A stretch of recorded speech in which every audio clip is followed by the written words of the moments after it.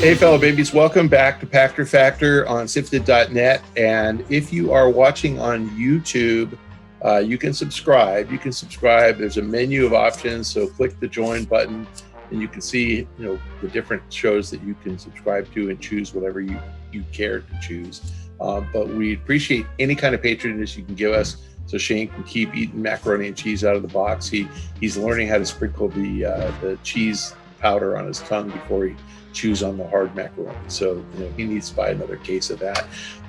If you are watching as a Patreon patron, thank you. And the easiest thing to do if you don't have any money is link your Twitch Prime account, your Amazon Prime account. So 3 ways to get us money. Patreon costs money.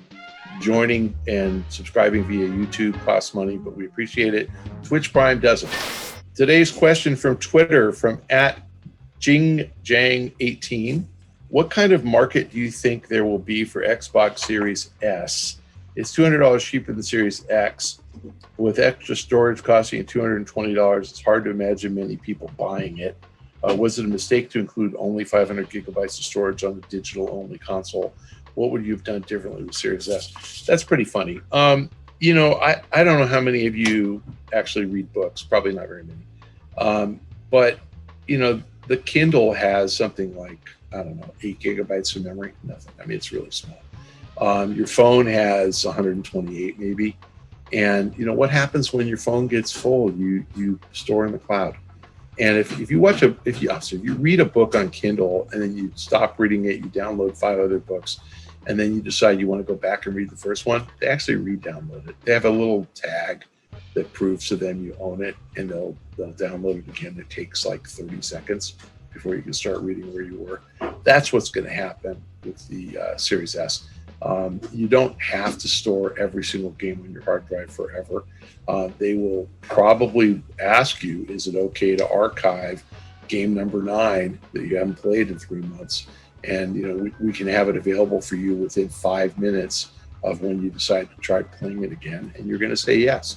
So they will auto archive everything in the cloud, and 500 gigabytes is plenty. Now, I get it that if you're a pig and you want to play 15 games and you want to rotate among them every 5 minutes, it doesn't work, and that's the person that should buy the more expensive box. But I think 500 gigabytes is plenty. I really do. And I don't think most people who buy digital copies of games really feel like they have to have them at their fingertips in perpetuity. Imagine if you're a Madden and FIFA player. Do you really need Madden 20 or 21 on your drive 3 years from now? You're already on the Madden 24. 500 gigabytes is plenty if all you're going to do is play a game at a time and you don't need to archive the game and you don't care. You need 200-300 gigabytes max to play any game, and you're fine. If you need to archive multiple games and you're going to flip back and forth and you're going to play Call of Duty every night and FIFA Ultimate Team every weekend and 5 or 6 other new games periodically, you're going to need the more expensive box. And I think consumers will figure that out in a hurry. I do think there's a messaging issue there, because obviously if you're going to be a super hardcore gamer and you're going to want access to 10 games at once, the Series S isn't going to work for you. And I don't know how they explain that. I'm hopeful that that at the retail store, the retailer explains it to you, but probably not.